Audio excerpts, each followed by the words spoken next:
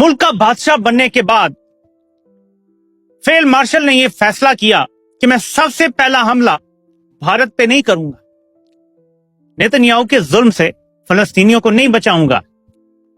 मैं जिस बंदे को मैंने हब्से बेजा में रखा हुआ है, अगवा बराए तावान के तौर पे रखा हुआ है, अपनी ही कैद में मैं उस पे हमलावर हो जाऊंगा। कमाल है तेरी बहादुरी। यकीन माने कि इस बेशरम शख्स की जगह कोई गैरतमंद होता तो ये बात करने के बजाय मुस्ताफी होके गुमनामी में जाना पसंद करता। लेकिन गैरत खत्म हो गई है। ताकत जरूरी है, गैरत की जरूरत नहीं है, इखलाकियात की जरूरत नहीं है। मैं आपको बताता हूं कि ISPR ने आज किस किस्म की प्रेस कॉन्फ्रेंस की है और उस पर थोड़ा सा तजिया भी करते हैं और आपको बताते हैं कि आने वाले दिनों में हालात किस तरफ आप जाने वाले हैं। हमारे सामने अब बिल्कुल एक वाज़े नक्शा बन गया। मैं आपको कुछ क्लिप सुनाना चाहता हूं। पहले हम सुनते हैं ये वाला क्लिप। जो अगर वो मुझसे मिले तो क्या इसकी मंतक के मुताबिक तो वो भी गद्दार है। फिर वो तुम हो कौन? ये क्या सोच है? कहां बैठ के कौन सी फ्रस्ट्रेशन है तुम्हारे अंदर?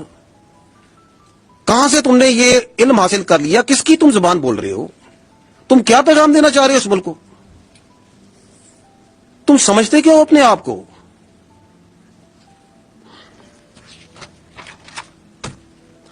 क्यों ये कह रहे हैं? It's nothing new. ये अभी आप देख रहे हैं इसके असरात, इसकी फ्रस्ट्रेशन के। लेकिन ये ज़हनियत के जो वो कहते हैं ना सिम्टम्स होते हैं ना बीमारी के, ये जो ज़हनी मर्ज है इसकी बीमारी के सिम्टम्स आपने पहले भी देखे थे। ये सीधी सीधी इमरान खान के बारे में बात कर रहा है, क्योंकि इमरान खान NDU में जो लोग गए थे उनके मिलने पे एतराज किया था। ये उस पे पॉइंट पे देखिए कितने चाहलाना और बदतमीजी वाले तरीके से बात कर रहा है।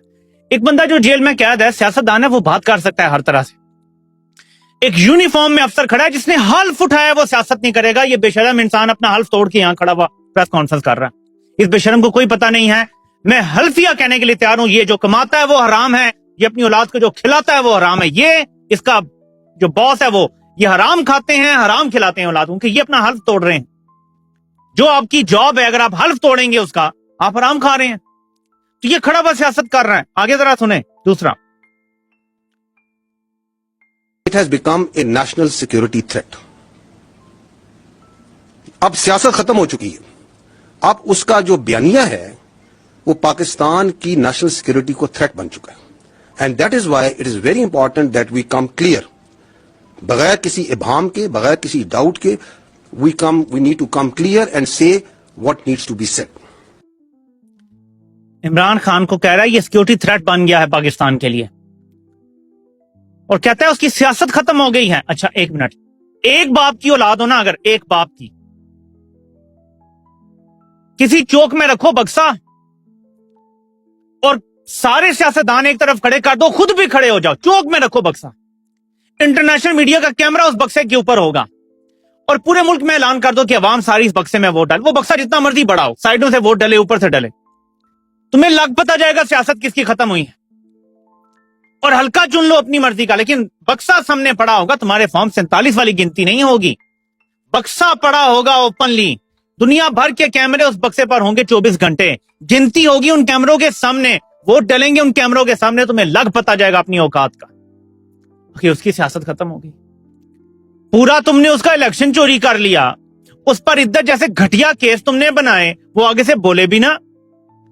कोई शर्म होती है, कोई हया होती है, कोई ग्रेस होती है? क्या तुमने अल्लाह को जान नहीं देनी? क्या तुमने एक दिन मरना नहीं है? क्या ये फील्ड मार्शल का ओहदा तुम्हें वहां भी इस्तिस्ना दिला देगा? क्या ये हरकतें करके ये फौज दावा कर सकती है कि हम गजवा हिंद लड़ने वाली फौज है? रब्बे काबा की कसम, इन हरकतों के साथ ये वो फौज नहीं।